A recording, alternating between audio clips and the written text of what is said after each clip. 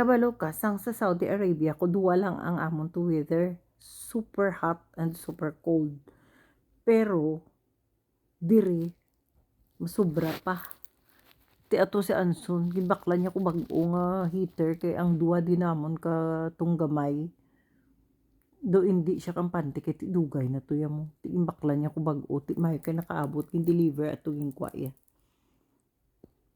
Gatig ang pranig ako may magwanta ko, ga-heater kami sa sulod sa balay kay ti wala man worry kay ti ari kami sa apartment well Manila well maintained, lalo na bag-o ni ang amon nga apartment mo. Though 2 years ago pa lang ni siya. Hindi pa gani fully book. Kami diri apat pa lang kami sa 33 ka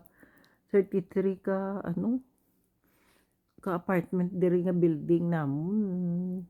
Apat pa lang kami diri. Third floor na siya ha, up to third floor. Ari kami sa first floor. O sa ground floor. Tapos basta tatlo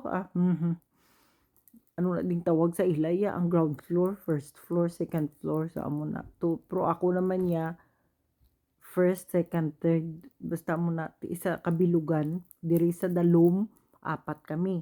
Sa ika second floor, 2, sa ika third floor siya lang tuya isa.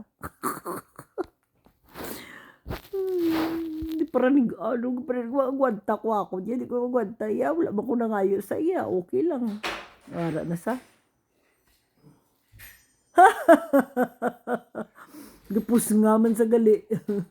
Tugnaw gid siya subong 33 di subong sa amo 33. Nasugod na. Bisan diri lang sulod balay may heater pero hindi ko kaagwanta. Ay, paranig at ang code ko. Code. Pila na ko yung kasampaw oh. 1, 2, 3 inbalik ko nga akong sweatshirt. Adlaw man lang diri sa sulod balay ko nagamit. Ibalik ko isa pawat ko pagken. Di magwanta. Paranig ako nilang lola niya. Apaw na Pilipinas.